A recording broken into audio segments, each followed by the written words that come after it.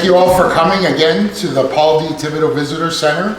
This is, we've done quite a few classes here now, and that's been always the goal of the Historical Society, was to make this place a center of learning about the history of our town and our culture and all our traditional arts that we appreciate. So I thank you all for coming again, and this time we're going to be studying about the Bangor and Aroostook Railroad, which for our ancestors was practically an invitation to the whole world. That's what it meant to them when it finally came to the valley in 1902. Starting with the history of railroads, the romanticism of railroads, we all, I even still to this day, I'm going to be 45 years old, and I stop everything and look at the train when it passes. I think most of us still do that, no matter what. So it's, you know, the feeling of the train passing and the whole look of it, it's definitely part of our American culture. So the primary reason for railroads, does anybody have an idea what railroads in general, what were they for? Transportation, moving, primarily moving things and objects and people from point A to point B. The earliest mention in world history of a railroad was in ancient Greece. They used animals, however, not any steam contraptions, but they used animals, and they had rails, mostly out of wood, but with wooden carts, and they would haul things and people from point A to point B. So that would be the 6th century BC, so 600 years before the birth of Christ. So they were doing that. They were, so before steam, they called them tramways. So they had, bringing either people or products to point A to point B. So the earliest type of railroad tracks in North America, believe it or not, was used by our own ancestors when the French, the country of France decided to build Louisbourg in Nova Scotia, which was, Louisbourg was built in the 1720s to about the 1760s or so to defend the upper St. Lawrence. So they built that, there was a joke, Louis XV used to say that he could see Louisbourg from the Palace of Versailles in Paris. That's how much money it had cost them. So they were the first in North America to use some sort of railroad in order to build that colony. The oldest known steam locomotive was invented in Great Britain in 1813. And it's called Puffin Billy, and it was the first to start doing that in the United Kingdom. Then in turn, by 1830, the Liverpool and Manchester Railway started commerce and not only passenger and freight use. So immediately after, Prince Albert and Queen Victoria had started to use the railway to go on vacation and things like that. So that greatly expanded the railway in all of Great Britain, and in turn influenced the United States and how their railroads were started and built. So across the Atlantic, the first railroad or the first locomotive here in the United States was called Tom Thumb. And it was built in 1830, and it was the first to operate on a common railroad.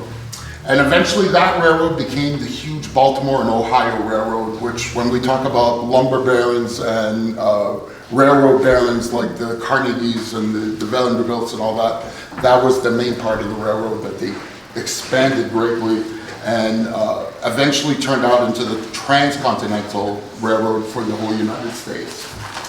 So shortly after the arrival, after the Webster-Ashburton Treaty, which you all know we talked about last class, was the decision dividing the border of the state of Maine and the province of New Brunswick.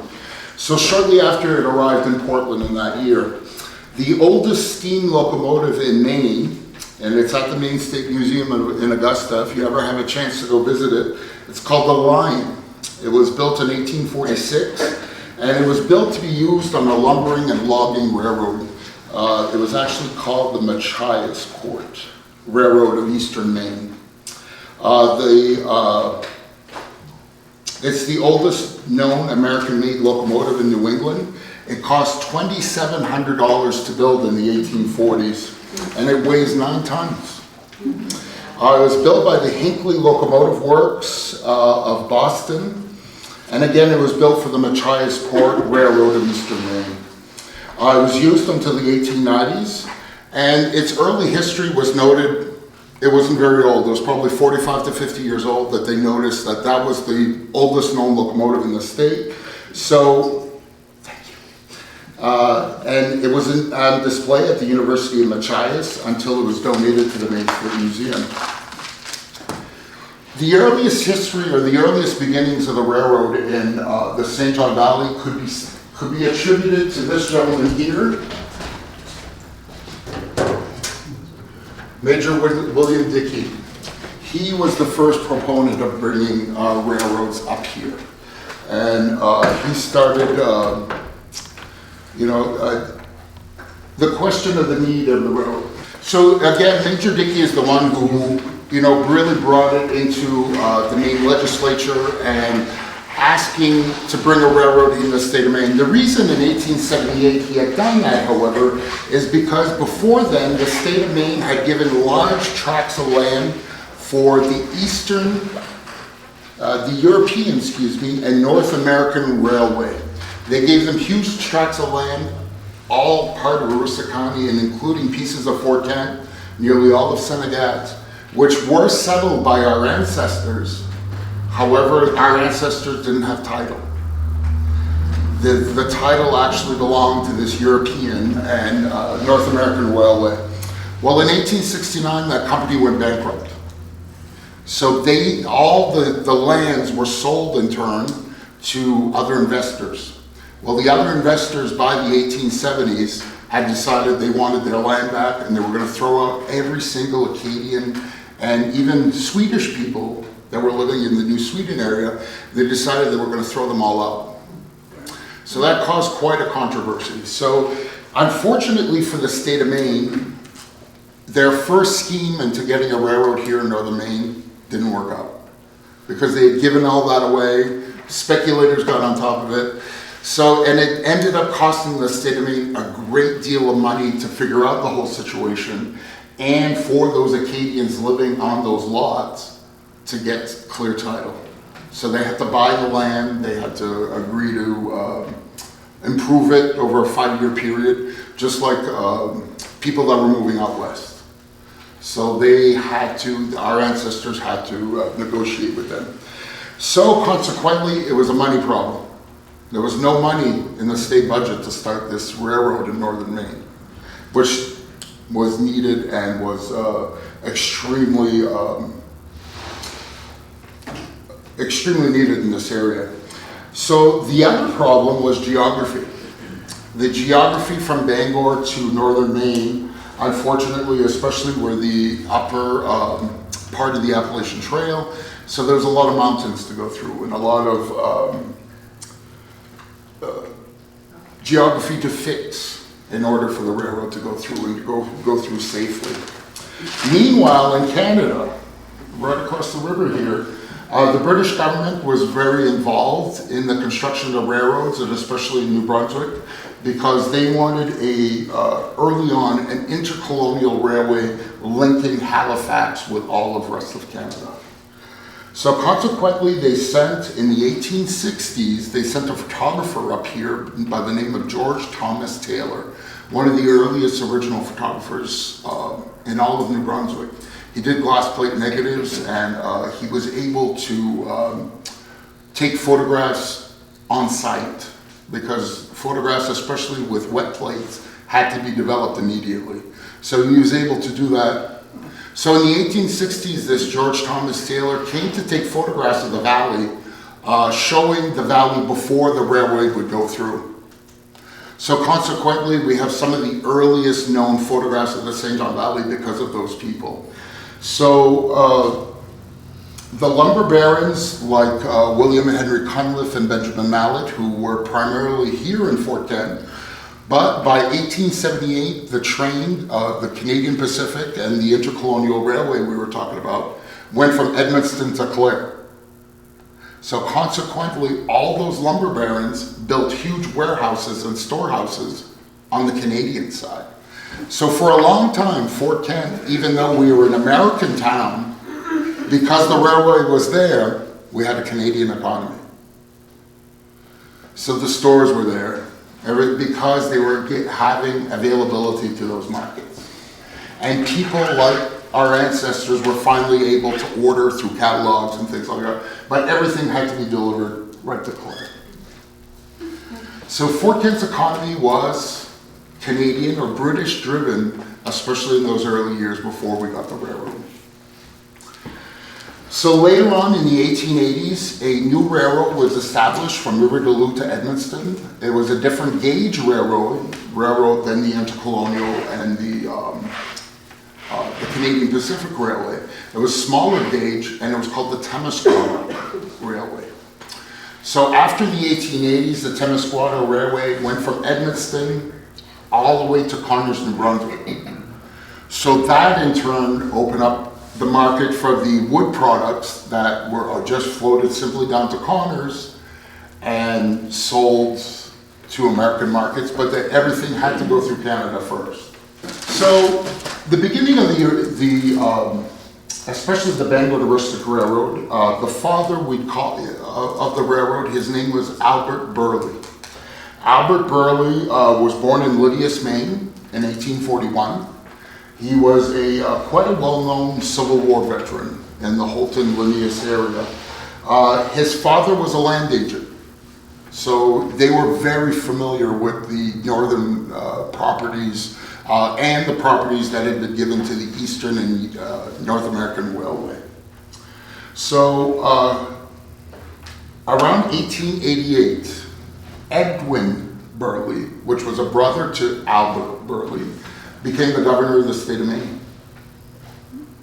So because there was no money for the state of Maine to start this railway, the Burleighs pushed through the Maine legislature in 1891 an act to incorporate the Bangor and Aroostook Railway Company. So what they had done initially in that initial incorporation of 1891, they took the company, they bought two smaller companies. They bought the Bangor and Piscataquis Railway, and they bought the Katahdin Iron Works Railway. And with those, they started the company. So what the Burleighs did, since they owned the property that a lot of the railroad was going on, they owned subsidiary companies that were construction companies. So Albert Burleigh in the 1890s, he proposed that scheme, and he wanted the railroad from Houlton to the St. John Valley. That was the initial goal. So what Burleigh did after it went through the legislature, the act of the legislature of 1891 authorized Mr. Burleigh, the Burleigh brothers, to solicit money from towns and to solicit up to $500,000. So that's what they did in the first few years. They collected all that money from the towns on bonds and even straight donations or offers of eventual stock. So somebody in Fort Kent, let's say, like David Daigle, for example, owned a lot of Bangor and Aroostook stock. You could have done that then. You promised to invest in the company and you got stock in turn. So the Bangor and Aroostook originally, it was initially marketed to the people of Aroostook County as a way to expand the agricultural market, and especially the potato markets. Because the Swedes in New Sweden had started growing potatoes commercially, but they had no outside markets in order to ship them. They all literally, they were substitutes, they sold a little bit in their communities, but they weren't growing, or they were not at the complete capacity they could be.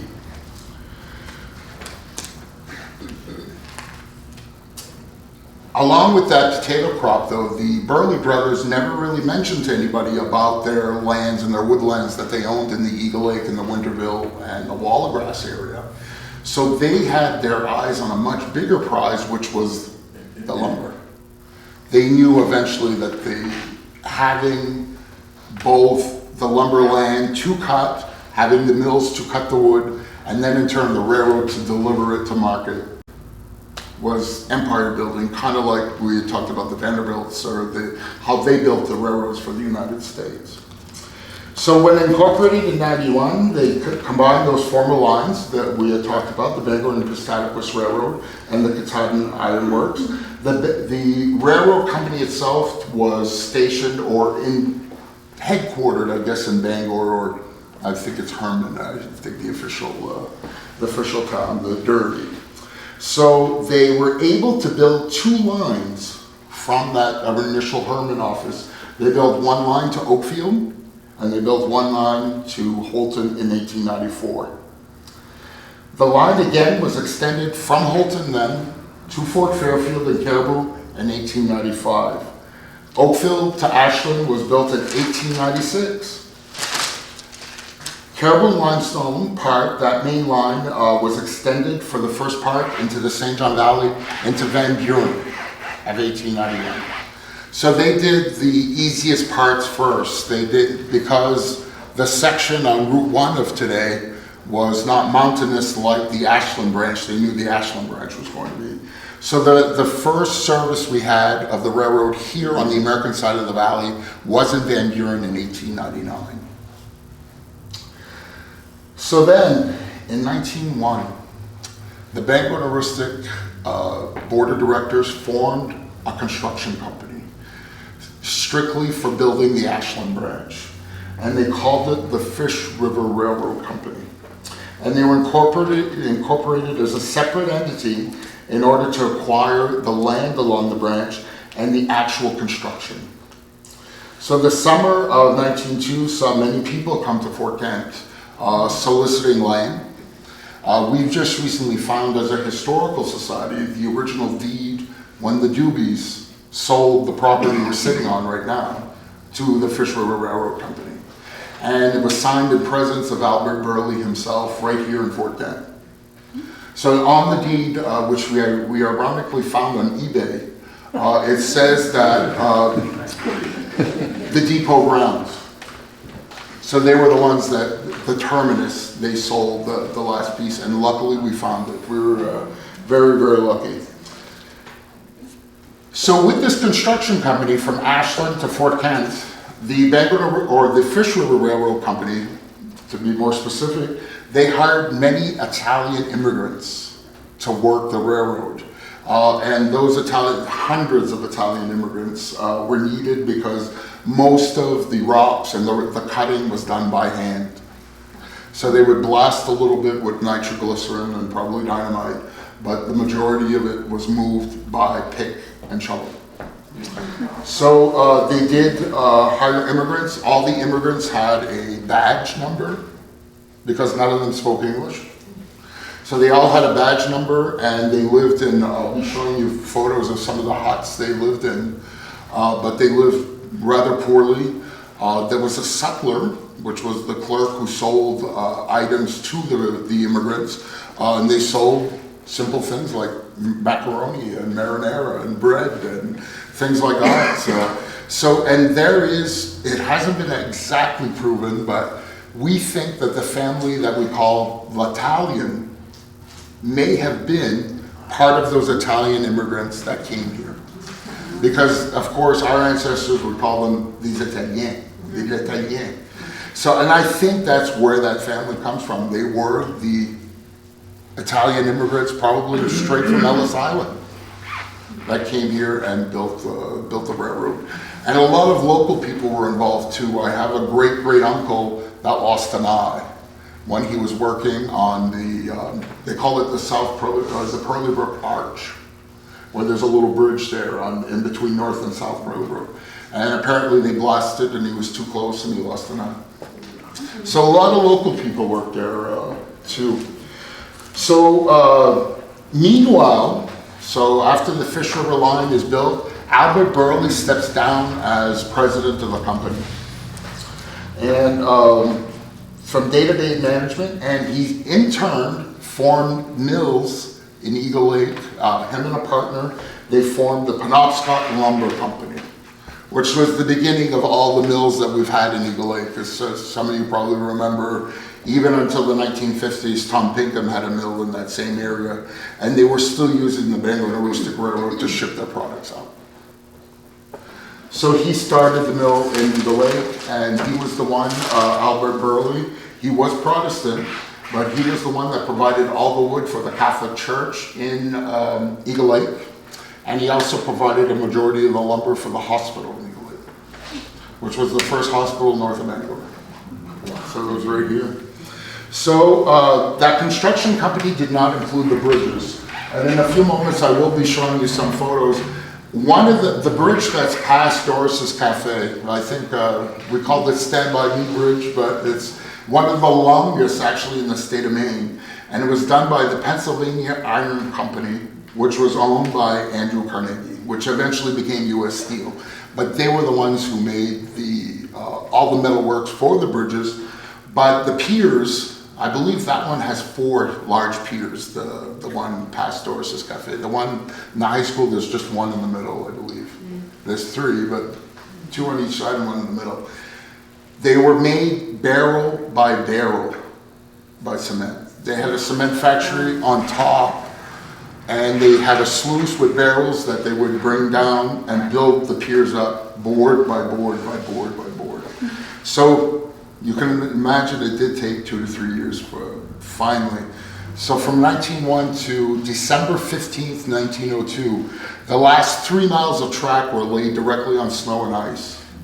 But the train came through in Fort Kent, December 15th, 1902.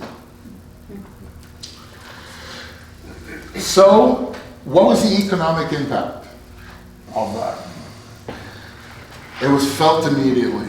That center office, which if we have a few minutes, we're going to be going over to visit the train station and to see one of the only original Bangor and Aroostook train stations left in northern Maine. It was the busiest office in Fort Kent when it first opened.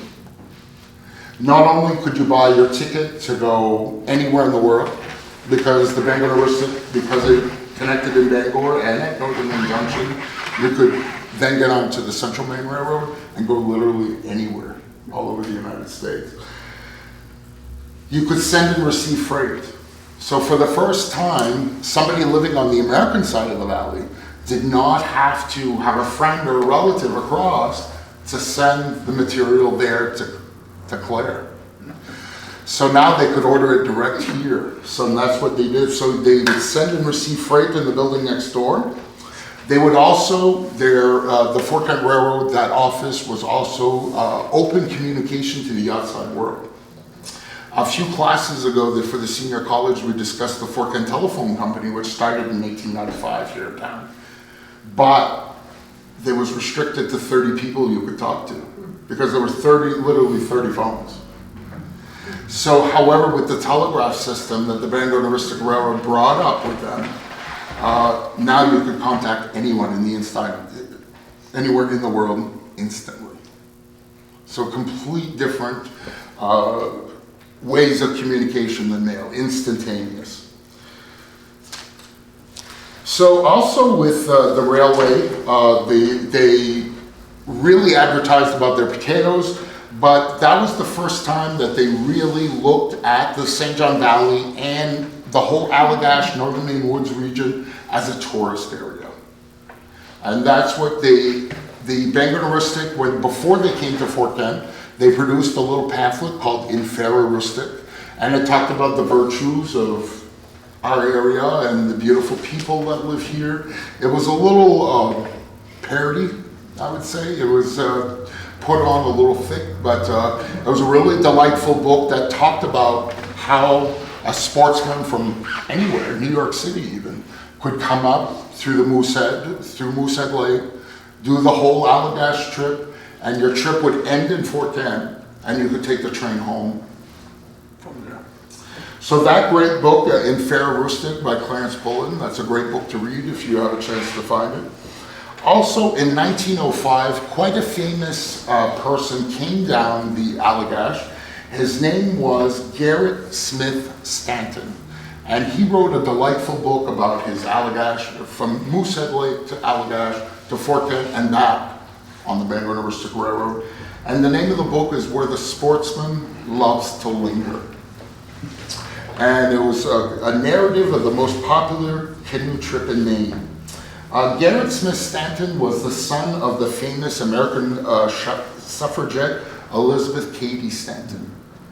So he was American royalty, I guess. And so him and his two guys, they went down Moosehead, went down the Allagash, and the first town they encountered, Allagash wasn't really prepared for them. They didn't really have anything there at that time. The first town they met was Connors, New Brunswick. And of course, that was the first chance that on the trip to consume alcohol. So they write in the narrative that when they arrived in Connors, New Brunswick, they inebriated themselves with some good Canadian club and proceeded to paint the town a beautiful color of crimson. And apparently they had to go to court the next morning, provincial court, because they got a little bit rowdy. But that again, Connors, New Brunswick, because they had had a railroad in the early 1890s, and Robert Connors, in order to get the railroad from Edmundston to Connors, promised to build a hotel, a bar, all those things to bring the tourist trade up here. So that's primarily what happened. So they had different aspects to the railroad that they wanted to celebrate. The freight, especially the shipment of the logging, the wood products, the potato products, the passenger line. Unfortunately, though, the passenger line never made a penny. They lost money each and every time on passengers. Not sure why, just probably not by use. And by the 1950s, as you all remember, with the interstate highways, it really went down. So we lost the passenger trains here in Fort Kent in the early 1950s. They stopped. We had quite some famous trains though that would come up here. We had the Aroostook Flyer, would go all the way up to Van Buren. And then in turn, if you wanted to get home, you would take the Potato Line Special from Van Buren to Fort Kent, or during Prohibition, and especially the state of Maine. The state of Maine was one of the first states in the Union to become dry. So that was in the 1850s, 1854 actually. But it was really wet across in Clare. So you notice after we talked about how they built to Fort Kent, in 1910 they built the line from St. Francis all the way to Van Buren. And in a few moments, we're going to have the show and tell, and I'll show you some photographs of some of the surveyors that came up here and did that. And their eventual goal, after bringing the line to St. Francis, was bringing the line to Allagash and to completely go around through the woods back to Moosehead. So it was going to be a complete circle. But we theorized that perhaps World War I had something to do with that. They decided just not to go. And then, of course, after World War I, after the boys came home, things changed as they did during World War II. They changed significantly. Okay. Number one, the Bangor and Aroostook Railroad was one of the largest employers in our community. They had up to 150 men and women working just to keep the yard clean here. So that's why in every collection you'll find nearly everybody's collection you'll find a wooden shovel, because they were popularized by the Bangor and Aroostook, and nearly everybody has one. We have 5 or 6 of them next door. But the workforce, they were one of the largest and best employers in our area. So they also had locomotive conductors, engineers, brakemen, the firemen, and of course all the other office staff with the station agent. And this section of Fort Kent, after the railroad came through, this section was primarily before a farm. There was 4 different farms in this section. There was the Dewey House Farm, and then there was the Daigle Farm, which the birthroom house next door to Twins, that was that house. And then, so there was 4 big farms plus the church. That was it. So after that, because the Doobies owned a majority of the land on Highland Avenue and down Market Street here, they became what we call property poor. So instead of working and being a day laborer or having a farm like they did before, they simply sold off lots to people that moved here because of the railroad. And also because of the railroad, we had an influx of salesmen finally come up here, and consequently the town built hotels, and so there was just a lot more people coming up here because of that. So again, the Doobies became property poor. They ended up selling little lots here and there, and the people that came with the railroad purchased them. So between the 1900 census of the United States and the census of 1910, Fort Kent tripled in population and valuation. So we went from a town that was worth about $150,000 to $200,000 to a town worth $600,000 to $700,000. And the population went from about 2,400 people to the highest, I would say, in the 1920s rather, probably about 6,000. But then again, after World War II, that starts to diminish. So. And because we got a railroad in Fort Kent began evolving as a community. And because of that, we started receiving immigrants from rural Jewish people from Eastern Europe and Lebanese and Syrian people. So consequently, hotels opened and more variety was available to our ancestors in the form of stores and different freight that was available. Okay, after they built the Fort Kent section, and they did build the southern section to Northern Maine Junctions to Searsport, and that was a deep water port. So, and then finally in 1907, they built a branch from Millinocket to East Millinocket for the Great Northern. Okay, part of the big thing with the Bangor and Aroostook Railroad, of course, was potato production, which it began primarily in the New Sweden, Stockholm area, but it quickly spread to the valley. And consequently, because of that, in 1895, the Bangor and Aroostook Railroad started shipping in new reefer cars that were heated for the first time and also cooled. So consequently, because of that, there were potato houses that were built on Bangor and Aroostook property all up and down Market Street, all the way up to Route 161. They were all there. And they're slowly being torn down, as you probably know. But nearly all the street was potato houses on that side. So consequently, what the Bangor and Aroostook Railroad did for Fort Kent was bring in those potato markets. So all these potato houses were now on a street they call Market Street. So because of those potato markets, we believe the town simply named it after, because the markets that were now available to them. Potatoes did real well until the 1950s with Eisenhower's program of the interstates and with Coles Express and people starting to ship through. But the worst thing with the death knell for the potato shipment of, especially here in the valley, was the winter of 69 to 70, 50 years ago now. A large portion of the Aroostook County potato crop got stuck in Pennsylvania and consequently froze. All the cars ran out of fuel. I don't know if anybody remembers how they heated a reefer car. They had little portable stoves they called salamanders, which was just a kerosene heater with a chimney that was put in the middle of the car.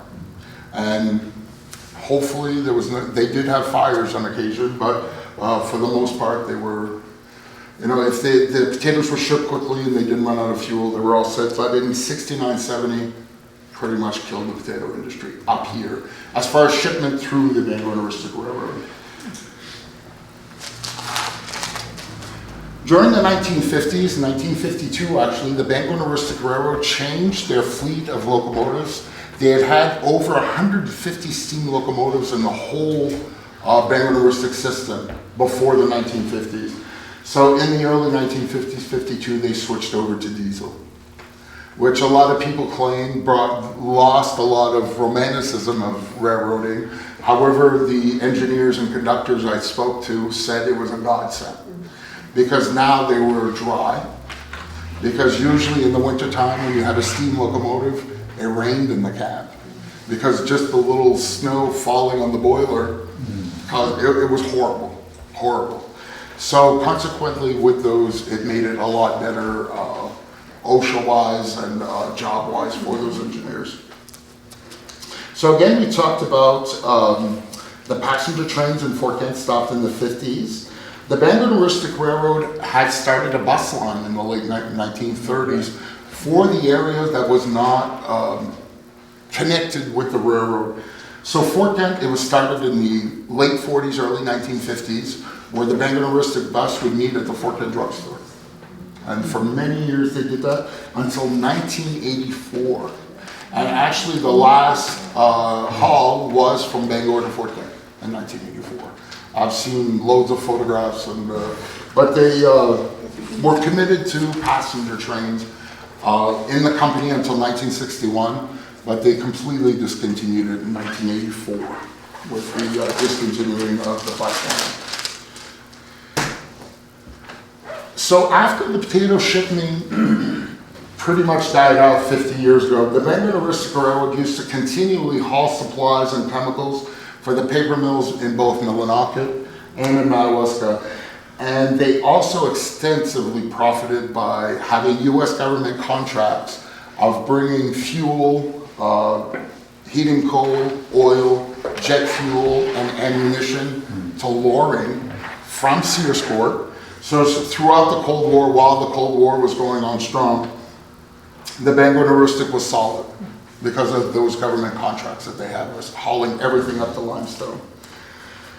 So in that time, you know, different people had bought it, and it had changed hands from different companies, from like Buck Duhane, and then finally it came into the possession of Richard Sprague. And they were the ones in the late 1950s that they painted 2,500 boxcars like this, which quickly became recognized nationally. And actually most railroad museums in the United States have one of the 25,000 cars. They're a huge collector item. This is part of a train set that was probably done immediately after they had made the cars. So Bangor Aroostook tin set from the 1950s. So they were, the St. Francis line under Richard Sprague in the late 1980s was discontinued.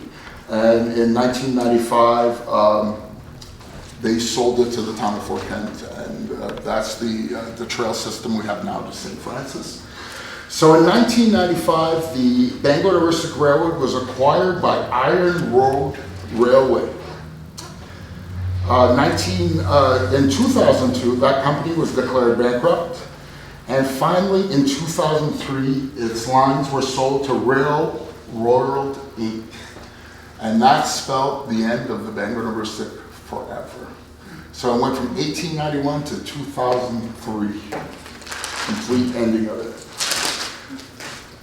So in 2003, it became the Montreal, Maine and Atlantic Railway. So in 2010, because it needed extensive work, 233 miles of track from Millinocket north to Canada was sold to the State of Maine for $20 million. And now is operated by J.E. Irving's Maine Northern Railway. The Maine, Montreal, and Atlantic Railway kept the Millinocket to the Searsport line, but after their derailment in 2013 in Medantic, I believe, which killed 47, it vaporized the town actually. It killed 47 people. They filed for bankruptcy, and consequently the line from Searsport, the line to Searsport rather, was sold to Fortress Investments, and it's now known as the Central Maine and Quebec Railway. So is there any questions? I have a question. Sure. Every time I drive by Frenchville, I see the water tank, the water tower. How do they keep the water from freezing in the winter? They had stoves underneath. Did they have a stove? Yeah, there was a stove underneath. Yeah. Okay. And we had one of those water towers here. It's unfortunate most of the line has been torn down over the years, especially here in the yard, because we had a huge 8-engine roundhouse. We had a coal house. We had ice houses. There was in addition to all the potato houses.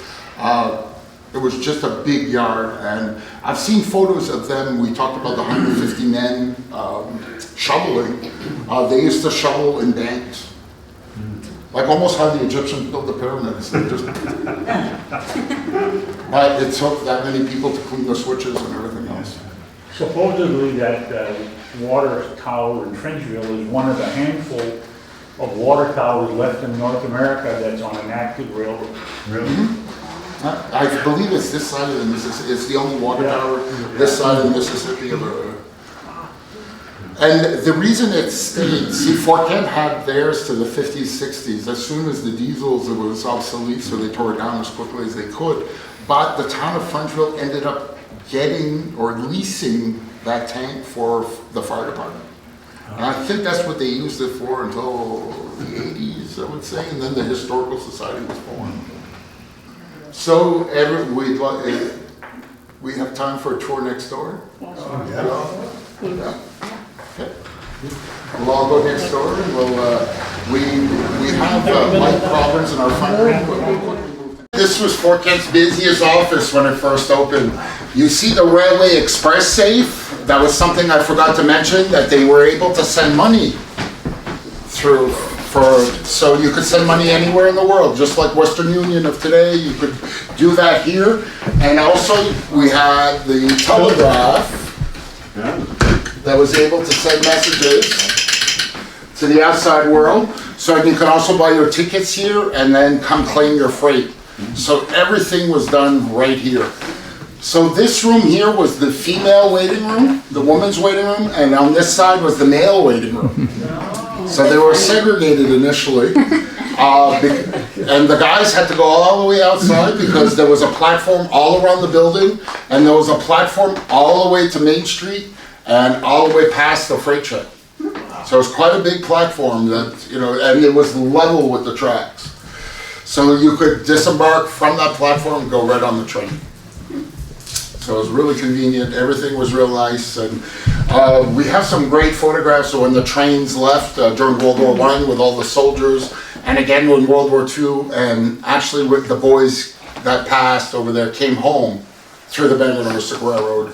In 1947, I believe, a couple of years after the war ended, they all came home, and they were all placed on the 22 of them on this platform here. So yeah, so this building again was super commercial building when it first opened, really busy. That's why the Bangor and Aroostook Railroad painted them all the same color. All their buildings had the same Bangor and Aroostook green in the two-tone, you see it now. So no matter if you went to Fort Kent or you went to Van Buren or Madawaska, you knew what the train station was immediately by their color. So that's, they really made our community much smaller by inviting us to go, like the opportunities it brought all of us. And that's why, again, the economic aspect of our town completely changed because of that influx of money and the influx of goods and the ability to spend money and make much more money through the production of potatoes, agriculture, and continuing, and that's what's shipped today is lumber. So they've always made money with lumber, always made money with freight, passengers, not so much. So any other questions? I've been working on the railroad all the livelong day. I've been working on the railroad just to pass the time away.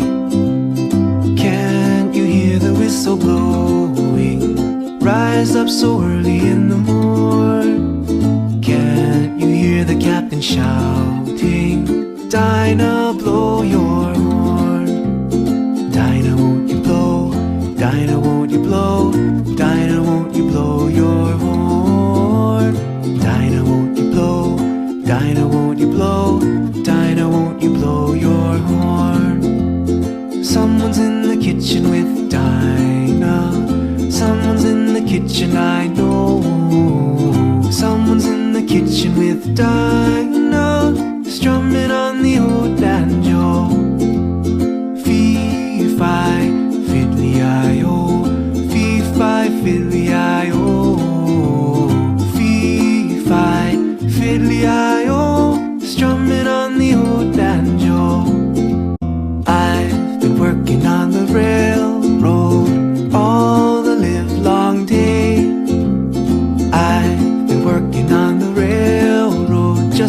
pass the time away.